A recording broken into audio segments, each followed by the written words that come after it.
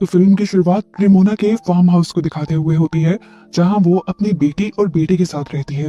रेमोना इस टाइम एक वीडियो देख रही थी, जिससे हमें पता चलता है कि रेमोना और उसके हस्बैंड ने बहुत प्यार से ही ये फार्म हाउस बनाया था और इसकी एक एक चीज को मैनेज किया था। रेमोना ये वीडियो देखकर दुखी थी क्योंकि उसके हस्बैंड की डेथ हो गई थी एक एक्सीडेंट में, जिस एक्सीडेंट में रेमोना की भी टांगे चली गई थी। इस एक्सीडेंट ने रेमोना को मेंटली भी बिल्कुल तोड़ के रख दिया था, यहाँ तक कि वो अब अपने घर और बच्चों पे भी सही से ध्यान नहीं दे पा रही थी, जिसकी वजह से उसके घर के हालात काफी खराब हो चुके थे। यहाँ तक कि घर का सारा छोटा बड़ा काम टेलर करता था। इसके बावजूद भी रेमोना का बिहेवियर इन लोगों के साथ सख्त रहता था।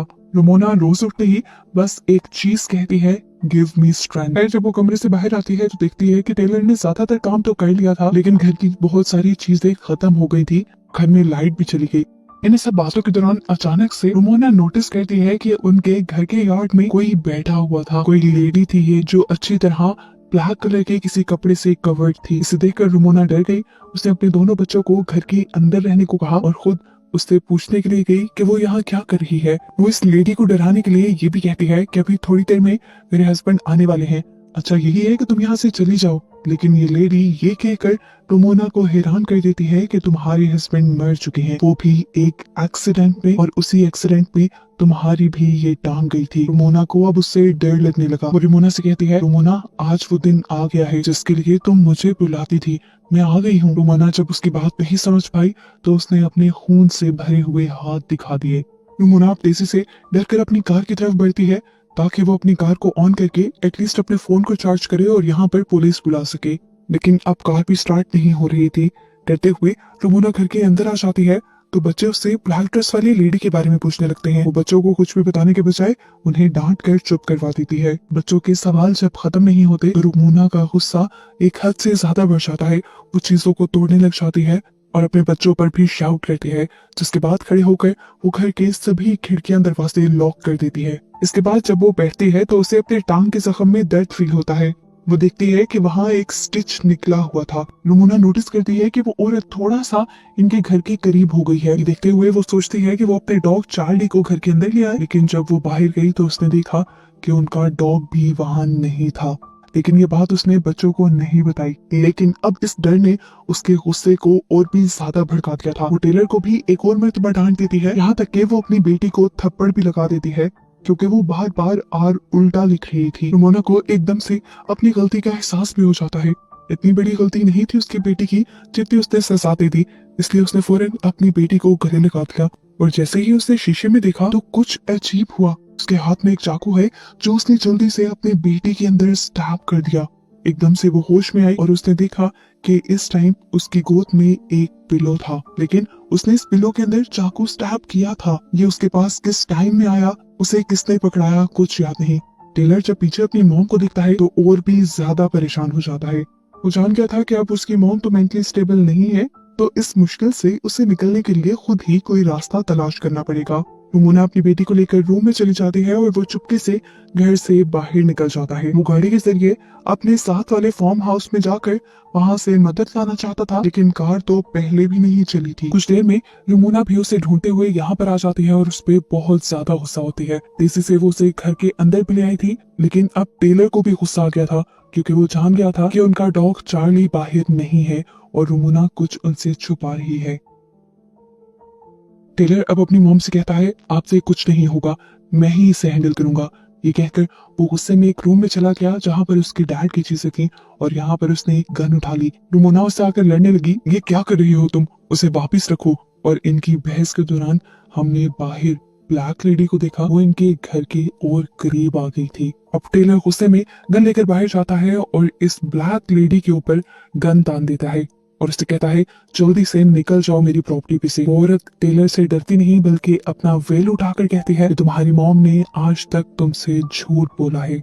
उसने यहाँ पे एक बहुत ही हैरान कर देने वाली हकीकत टेलर को बताई और उससे कहा कि ये बात जाकर अपनी मॉम से पूछो। टेलर गुस्से में भड़का हुआ अंदर आया और उसने रेमोना से पूछा, मेरी डैड की मौत कैसे हुई थी। रेमोना उसके इस अंदाज से डर गई और उसे कहानी सुनाना शुरू की। उस रात ही जब वो और डेविड दोनों एक फैंसी रेस्टोरेंट में गए थे, लेकिन यहाँ पर रेमोना खुश नहीं थी।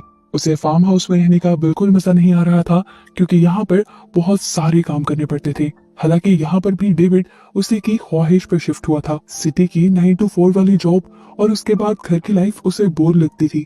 अब जब सब यहाँ पे आ गए थे, सब यहाँ सेटल हो गए थे, खुश थे, तो एक रुमोना ही ना खुश थी। अब वो यहाँ से भी कहीं और शिफ्ट करना चाहती थी, लेकिन डेविड साफ मना कर देता है क्योंकि इतनी जल्दी शिफ्टिंग और सबका सेटल होना पॉसिबल ही नहीं। इनकी अच्छी खासी बहस होती है और ये लोग इसके बाद होटल से निकल जाते हैं।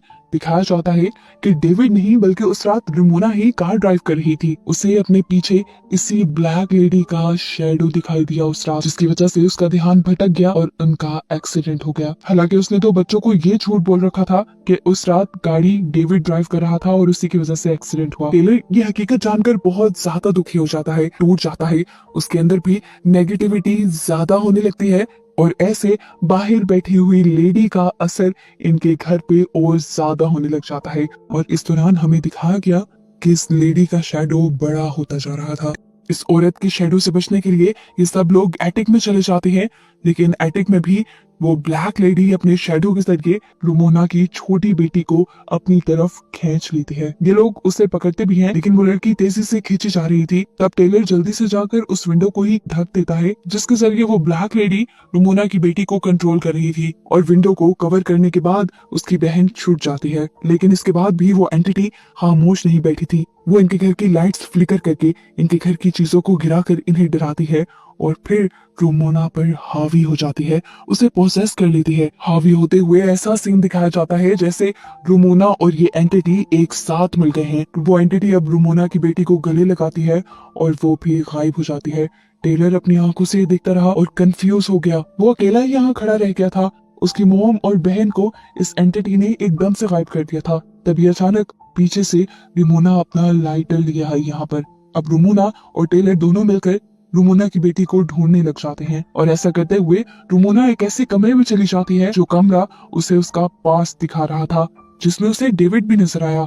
डेविड काफी खुश नजर आ रहा था और वो रुमोना से कहता है, देखो तुम्हारे पसंद के फूल भी यार्ड में खिल गए। रुमोना अब उसके करीब चली जाती है। एकदम से सीन बदलता है और हम देखते हैं कि डेविड ने उसे मारना शुरू कर दिया। वो उसका गला दबा रहा था और अगले ही पल रुमोना ने अपने आप को ब्लैक ड्रेस में यार्ड में बैठा हुआ देखा, बिल्कुल उस एंटिटी की तरह जो अभी इनके घर के बाहर थी। इस टाइम उसके सामने रुमोना का दूसरा वर्जन आया। ये वो सीन बन गया जब रुमोना पहली मर्तबा इस ब्लैक ड्रेस वाली लेडी से बात करने के लिए आई थी। यहाँ इस सीन में ब्लैक ड्रेस में बैठी हुई रुमोना अपने मुंह से वो ब्लैक कपड़ा, ब्लैक वेल हटाने लगती है और उसके सामने वाली रुमोना अजीब से तरीके से कहती है, वो दिन आ गया जिसका तुम्हें इंतजार था।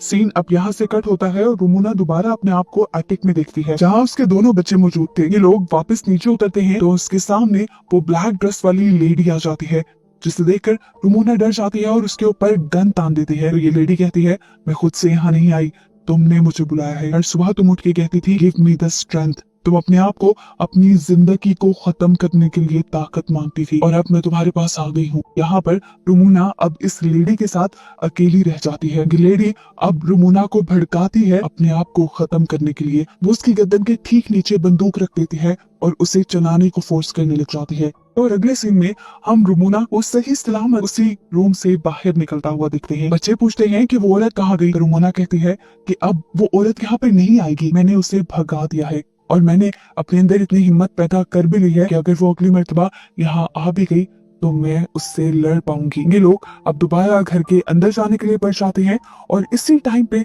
इनके घर की लाइट भी आ जाती है और इनका गुमा हुआ डॉग भी वापस आ जाता है। घर के अंदर जाने पर हमें एक पेंटिंग दिखाई जाती है जो रुमोना ने खुद पेंट की थी और इसी के अंदर वो डार्क लेडी भी थी जिसे हम पूरी मूवी में देखते आए हैं। असल में वो डार्क लेडी रुमोना के डार्क थॉट्स थे, उसकी गलत सोचें थी। उसने अपने अंदर की नेगेटिविटी को इतना बढ़ा लिया था कि उसकी नेगेटिविटी ने एक फिजिकल शक्ल ले ली, एक एंटिटी के रूप में उसकी और उसकी फैमिली के सामने आ गई।